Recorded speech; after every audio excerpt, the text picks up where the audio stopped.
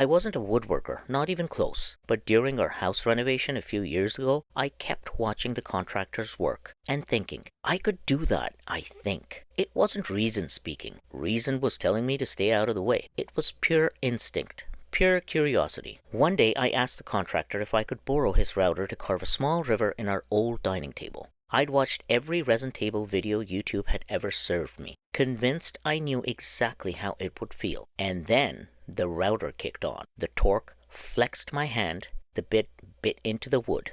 And in that split second, I realized none of what you see on screen prepares you for the reality of the tool in your hand. Yet somehow, I knew how to control it, how to lean into the resistance, how fast to move, how slow to pull back. That moment planted a seed. When the renovation ended, I emptied the garage and declared it my workshop, even though it was nothing but drywall and ambition. I drove to the big box store, bought a pile of 2x4s, and decided my first real project would be a workbench. Not a simple one. No, I went straight for mortise and tenons, glue-ups, wedge joints, everything I had seen but never done.